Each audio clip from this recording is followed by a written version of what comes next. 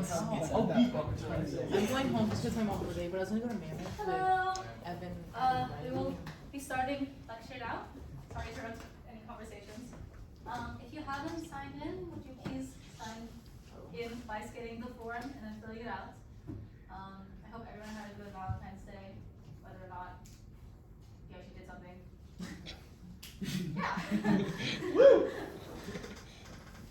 Okay, has everyone scanned the form? Yes. You good now? Okay. So, welcome back. This is Ops Lecture 6. Thank you for coming, and we shall, before we actually start, we have a couple of reminders and announcements. Sorry for the informal slide, we kind of just didn't care to do something else.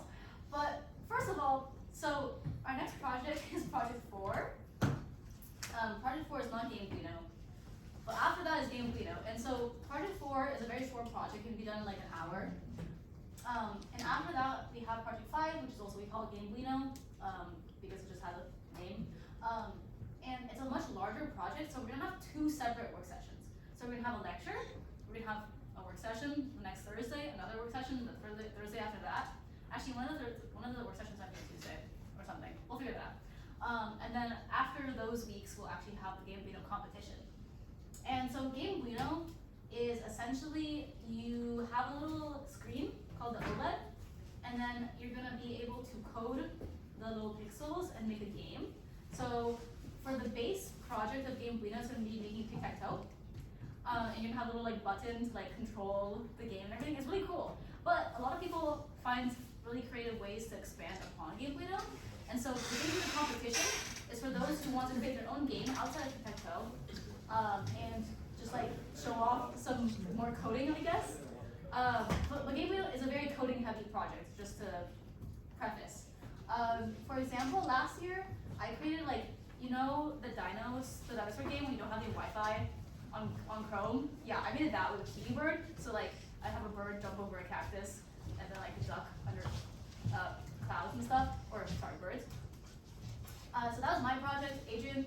So I did Simon Says. So it's basically like, if you've seen those games where you have to match a pattern like on a grid, let's say, like, I don't know, top, middle, and you press those 2, then top, middle, side, and then you keep going like that. My game didn't have an end, so there was no winning, so it was fun to play. Yeah. Yeah, and so you can be really creative.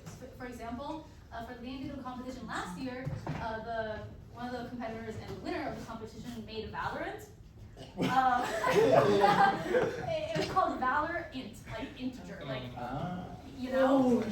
Also like inting in like games, like, you know, like, yeah.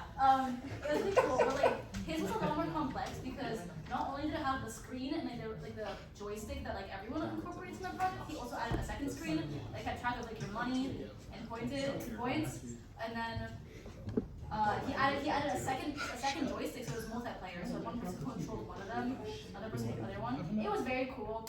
Obviously, you don't have to do that if you don't want to, but just like showing, like talking about some examples of what people did. So just basically hyping up Game Guido. It's a really cool project. It's a lot of fun. There's gonna be 2 separate work sessions, so hopefully you're able to make both of them. And it's just a lot of fun to like play each other's games at the competition. So even if you want to make a game that's like you know, kind of just like an extension of tic-tac-toe, or something that's quite simple, like Sudoku isn't simple, but Sudoku would be pretty simple if you like hard coded just one Sudoku game and not like generated more. Anyway, like just creating like a simple game, it's just a lot of fun. And then second thing, we need to decide on a time for Project 4 work session. So Project 4, we decided to make do, like only have 1 week for it, as in it's due next Thursday. We're sorry for the time crunch, but we did this because we wanted to have more time for the Game Guido work sessions. Because last year, the previous ops leads made it that the Game Guido work session would happen after spring break, and then it was like a whole kind of weird timing. We didn't want to do that, so in order to keep everything within winter quarter, we did this. But it makes sense because Project 4 is a lot shorter. It's also kind of recommended to not do at work session, but like in your own dorm if you want to, because Bluetooth devices are, it's a project that requires a Bluetooth device. And basically when you try to connect your computer to the Bluetooth device, they're all named the same thing. So if everyone's in the same room and it says like 20 separate HC-05s, you don't know which one's yours. And it's really annoying to do. So I don't blame you if you don't come to the work session.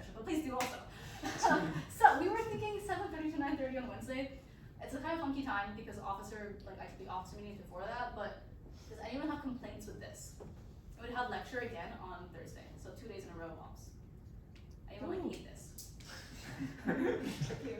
Good, okay.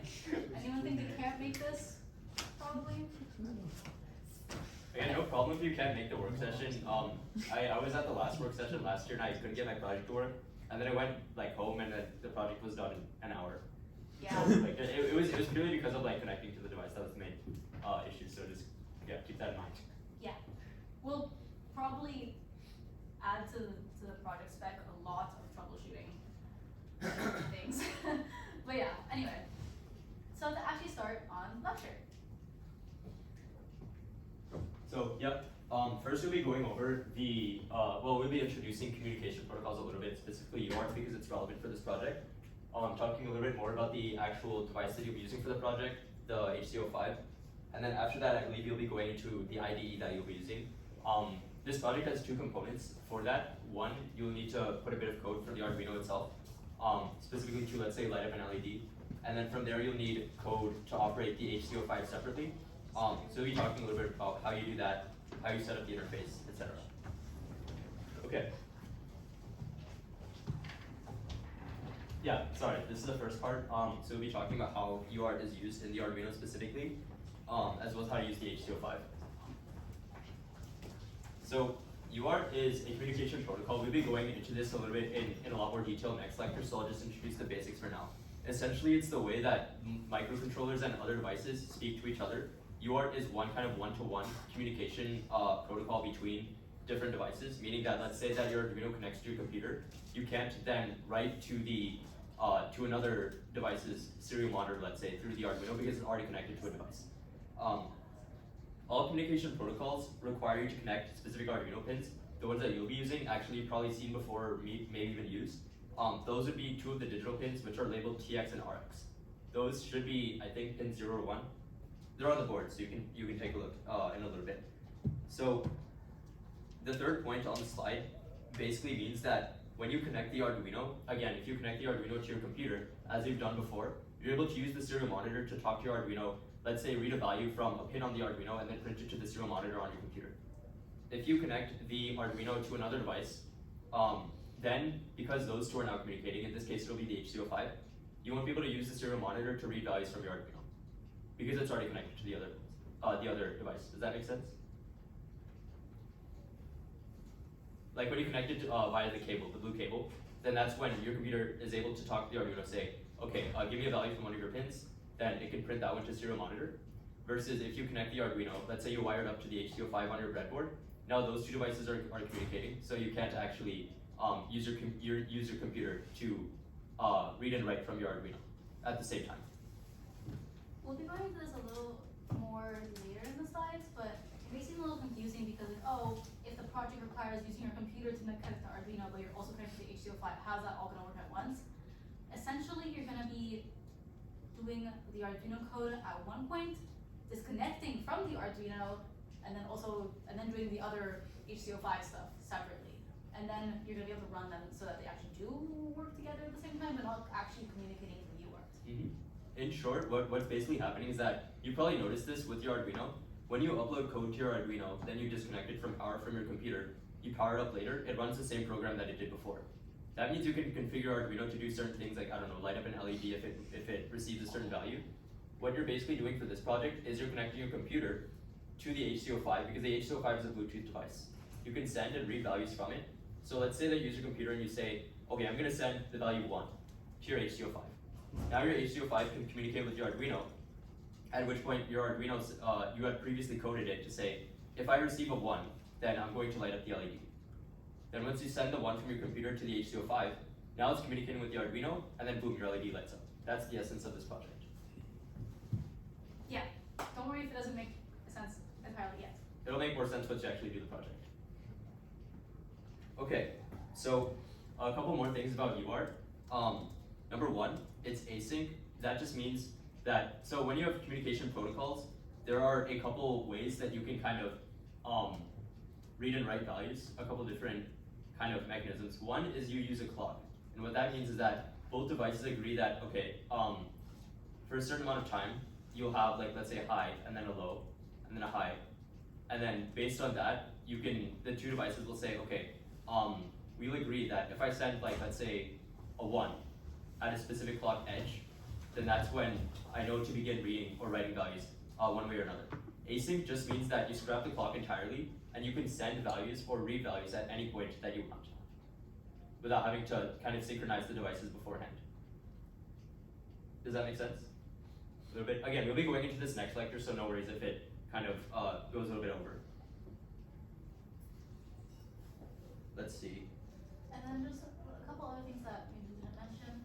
I'm sure all of you, whenever you're using the serial monitor, you have to write serial.begin in parentheses 9600 semicolon. So that sets up the serial monitor so that the Arduino knows it's going to communicate with the serial monitor.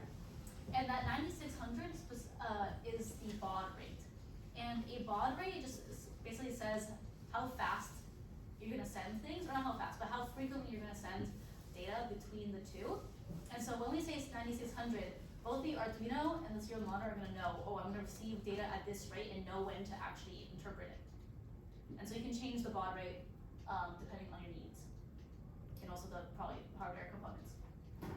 Wouldn't you always want it to just be like the fastest, so like it receives information as fast as possible? I'm pretty sure it's specific to like hardware. Yeah. That's a good point. I think the idea is basically that many devices have certain limitations as to how fast they can actually send and receive data. Yeah. Which is So why. I assume 9600 is pretty fast for the Arduino. But also they just kind of set like a standard rate at which a lot of devices can communicate. So that may not be the fastest just because let's say the Arduino has to connect to I don't know, a few cheaper parts that may not be able to send and receive data that fast. Yeah. Really quickly before we go any further, I realized I don't think we actually told you what UART stands for. It's Universal Async Receiver Transmitter. That just again refers to the fact that UART is an async protocol, meaning you can send and receive at any point without having to synchronize the two devices that you're using to communicate. Okay. And then this small schematic is basically just telling you if you have one device represented by the left rectangle and another device represented by the other one, you're going to connect each device's respective RX and TX pins, which you're going to see them labeled on each device, so don't need to worry about what they are. And you're going to connect to each other and then the grounds together. So like the HC-05 is the module and it has 6 pins. And they're labeled TX, RX, ground, power, whatever. We're only using 4 of them, and where it says ground, you connect from that ground to Arduino's ground. Yeah. So that's kind of all you need to connect the two devices together. You'll see this again in the project spec when you actually label, or when you actually see the circuit schematic. Both of the grounds are connected for that reason, that the HC-05 is connected to the Arduino, so they were communicating that way. Okay. Here are 4 kind of commands that you would use mainly for this project, specifically the Arduino portion. One you've used before, serial.begin. Again, this kind of just initializes the Arduino serial monitor and tells that, okay, I'm going to expect to be like reading and writing values from the Arduino. Then the next one is serial.available. Oh, sorry, one thing I quickly should mention about serial.begin. That one usually, again, you've used to write values to your computer from your Arduino. Serial.begin also works, I guess, for the case when you're not connecting your Arduino to your computer but to another device that uses the same communication protocol.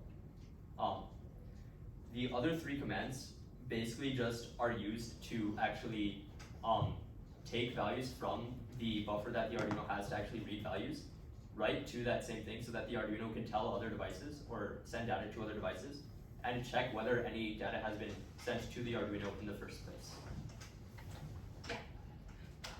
Somewhat intuitive. For example, like for the HC-05, you tell the HC-05, oh, when you click this certain button, write this certain value, and then the Arduino will receive it and be like, oh, whenever there is data available using a serial.available, it's going to read that data and interpret it and know what to do with it.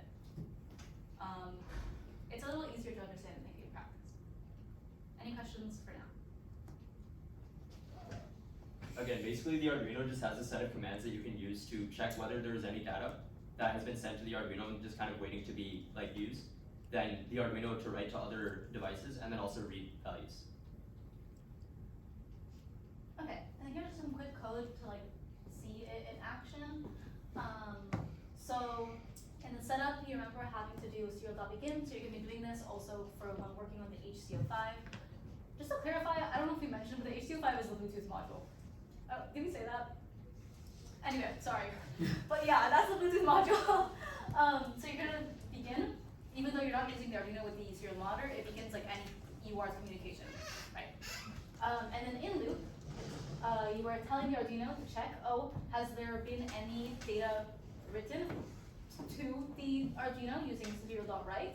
And if there is available, it will do some things. And so serial.available returns -1 if there's no data to read, which is why it's checking for greater than 0.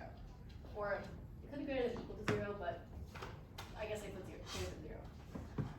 And then it reads what the data has been written. So like, let's say the HC-05 were over a 5. Byte read would contain a 5. And then you can also write to the serial monitor 5 if you want.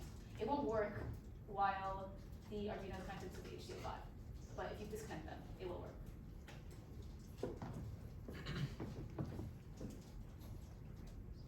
Okay. Okay. So about the HC-05. So the HC-05 is this thing on the top left. The top image is the front portion of it.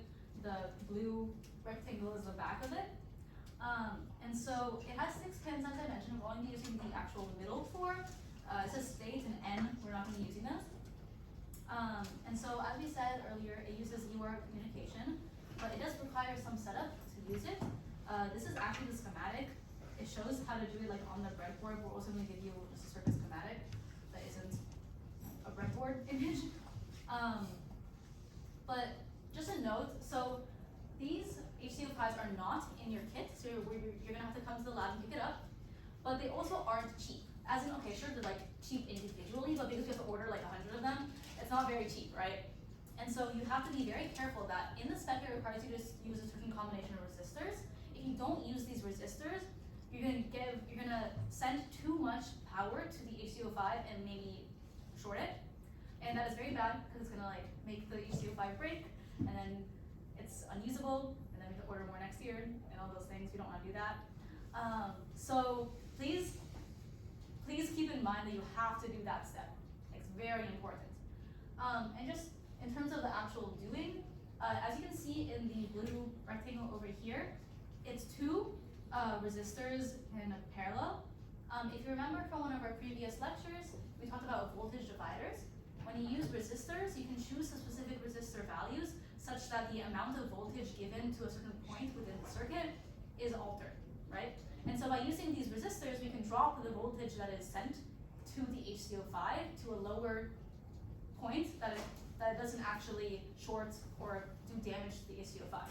And so the Arduino TX pin automatically sends a voltage of 5 volts. But 5 volts is too high for the HC-05, which requires 3.3 volts. And so you're going to have to drop it down using the resistor. Please use a voltage divider. Yeah, so basically what's happening in the image itself, you can see the digital pin right here. From here to this point here on the breadboard, that's 5 volts.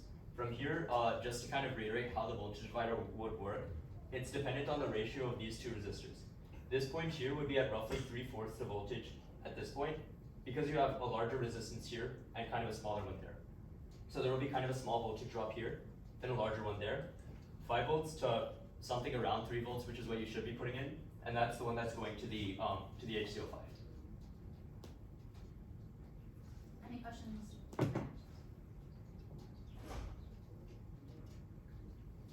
Okay, so that's all you kind of need to know for the HC-05.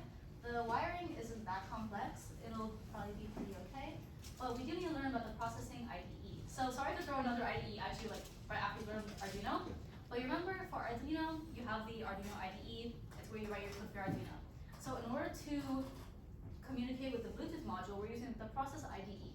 It's not like required to communicate with the Bluetooth module, but basically it allows you to create a little like pop-up in which you can press buttons and then it does things. So the project for our HC-05 is gonna have a pop-up, it's gonna have a few buttons, and you're gonna be able to tell the Arduino using these buttons how dim or bright you want an LED to be. You can also like do some fancier things of like, oh, if I press this button, it's gonna turn green or something. But lo and behold, we're doing another project in which you turn on an LED, but this time with Bluetooth. So processing allows you to do these things. It's kind of just setting up boxes. Yeah. So we put the link to download it here. We're also gonna put it in the ops links channel, so you will be able to find it. And so for an overview, it's an IDE that allows you to make programs with some visuals, which is pretty nice instead of just having your code. You can make shapes, handle a calendar apparently, which we're not going to do, and then read and write bytes from and to serial ports, which is what we want to do. It has a Java compiler, which isn't necessarily necessary for you to know.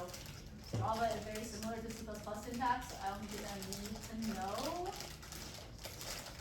anything about Java until I be able to write your code. Yeah, I feel like, we also provide like a lot of sample code for this specific project, so you'll probably get what you need in terms of syntax from there. Yeah. It's not too different from C++ in terms of syntax. Within the spec, we actually have some sort of code. Yes. And then here are some essential functions. So in a processing IDE, you need the same setup function, or you need a similar like start function or setup function that as the Arduino does, you're gonna set up.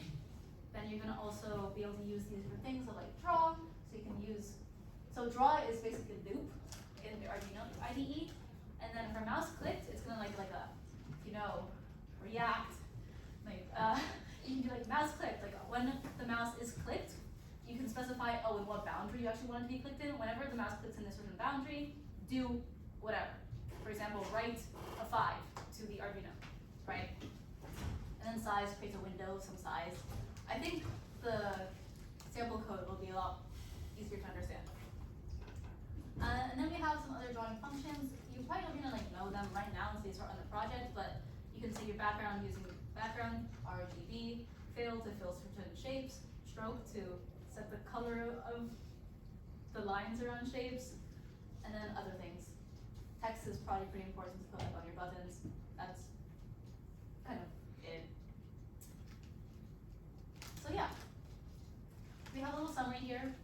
We have our HC-05 that we want to communicate to our Arduino. We have processing to actually facilitate creating the window that we can use to create buttons to send data and whatnot. And then we have the Arduino code, which will receive data being sent through the HC-05 and then do stuff to an LED. And so we finished quite early. This is the entire spec. It's not like a super complex lecture. But I think we're gonna go over the spec really quickly just because I feel like it's useful to hear it out loud and to like say certain things that will be very useful to know. Also, please read the spec. When you're doing your project, like genuinely, I understand that you wanna like go and do work, but a lot of your questions will be answered if you read the text in the spec. Which it sounds like obvious, but just I'm gonna emphasize that. So that's why I'm gonna go over the spec a little bit.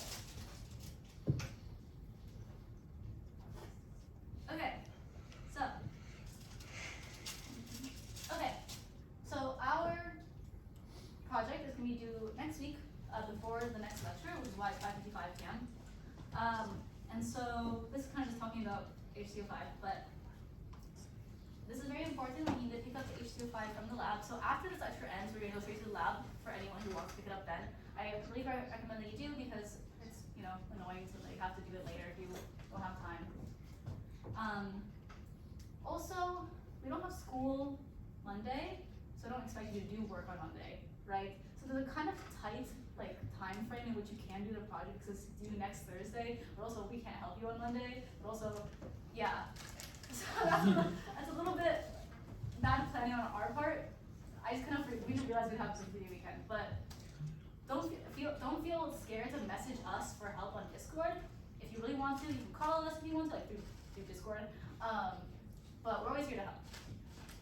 Again, the main reason for the tight time frame on this project is because we want you to spend more time with Arduino, and because we wanted to fit everything within winter quarters so you wouldn't have any work to do over the break. Yeah. So think of it as maybe you sacrifice these 3 days, but then you get 9 days free, pretty much. I did my Arduino over spring break. I did not want to, but I did it. I also did mine over spring break. Yeah. Okay, so for part 0, we're going to start by powering the Arduino with a battery. The reason why we do this is because if we want to make it so that the Arduino and HC-05 can connect, sorry. The reason why we need this is because in order to actually power everything that we need to, as in the Arduino, as well as the HC-05, that's a lot more power needed than simply just like the USB cable to your computer will power.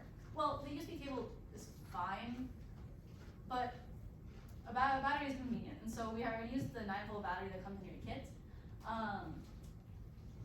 Yeah. And so we're going to be using this. We use this in project 1, so hopefully you should be familiar with this. And then we have the HC-05. For the HC-05, a lot of us are talking about the voltage divider, so please remember to use a voltage divider. But this is an important important little section, where it's that because they both are UART, you can't use a serial monitor when you're using the HC-05. And so when you have your computer connected to the HC-05, it's connected through Bluetooth, you're gonna go like in the Bluetooth section of like, you're gonna go here and connect it to HC-05. When it's doing that, it's not gonna be able to communicate, the Arduino can't communicate with your monitor, so keep that in mind. You can still debug, but it's a lot harder to. Just keep that in mind though. And it'll be confusing when it doesn't work. Okay. And so we have this schematic you saw in the slides. We also have this little like table to tell you what to do. So we can go through it a little bit. Do you want to? Yeah, sure. Okay, so as we mentioned before, we are only using the middle 4 pins on the HC-05, so let's go through them really quickly. You'll see that the pin on the far left, that's the receive pin. So that one connects the TX pin on the Arduino itself. I think that part should make a bit of sense. The transmit pin on one device corresponds to the receive pin on the other, sending information that way. And then vice versa for the next pin in line, which is the TX pin.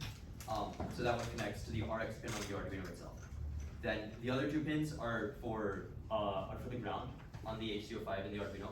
Then the other one is to provide power to the HC-05. So you'll notice again in this schematic, there is the voltage divider there. That one, once again, just drops down the voltage from 5 volts from the TX pin to 3.3, roughly, for the HC-05. And then you can see that that one is connected to ground once again with the 2K resistor. So please remember to use those. As for, I think that's basically the schematic. Are there any questions with regards to like any of the connections here, or? Yeah. How are we going to set up the voltage divider without a breadboard? Like how to connect? This will be on Oh, the yeah. This will be on the. Oh, okay. Yeah. It's just a different way to represent the schematic that we showed. Yeah. So like in terms of the breadboard, you're gonna stick the HC-05 into the breadboard, such that each of the separate pins is a different row, and then from each row you're gonna connect to the corresponding things you need in your Arduino. It's also really hard to see. I apologize for the blurriness, but keep in mind that this is the correct orientation, like for this like image, but when you actually have the HC-05 on you, make sure that you're connecting to the right things. Like looking at face front is gonna be opposite of the pins we looking at back, like if that makes sense. Just make sure to take care of like which pins you're actually connecting. And then it's really hard to see in this image. You can see it like in your Arduino, but this is the TX pin for the Arduino, and this one is the RX one. So as you can see, the RX one, the green line, connects. Is it? Yeah. The RX one connects green all the way here to the TXD, corresponding to this one. So hopefully that's visible. Yeah, but it's also put in words here. Yeah, the HC-05 also has all the pins labeled there. So does the Arduino. So I think as long as you're careful with the wiring, it should be good.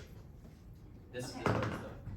Okay, so it's different from when you're using a Mac or a Windows computer. So this is for Macs. You're gonna, when you set up your entire circuit correctly, the HC-05 is gonna light up, and then it's gonna be available through Bluetooth. And so there's nothing you need to do to make it turn it on. You just need to supply enough power to it. And so then once you set up your entire circuit correctly, you're gonna be able to go into your Bluetooth and connect through it. And then you enter a passcode, which is either gonna be like 1234 or 000. And then that's kind of it. Great.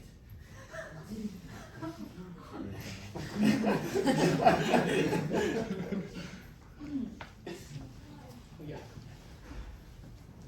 And then in order to figure out your Bluetooth port, which you're gonna need in order to connect when you're using the processing IDE, you're gonna have to enter this command into your terminal. You don't need to know what it does. That's okay. Just do it, and it's gonna like give you your Bluetooth port. And then you might have problems. There's a troubleshooting section.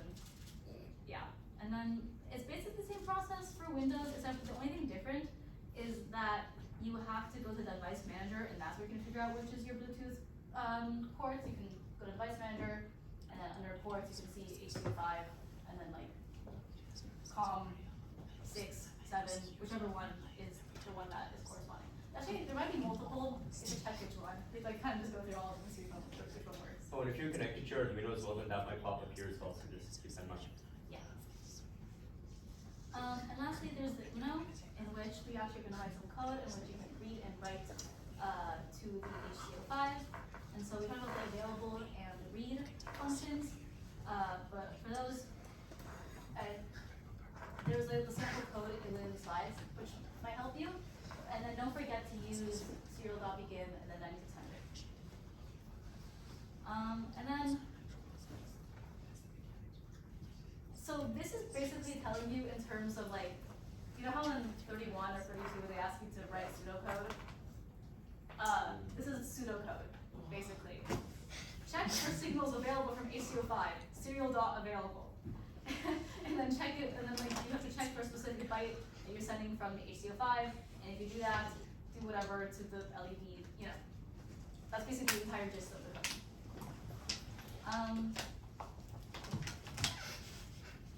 Yeah.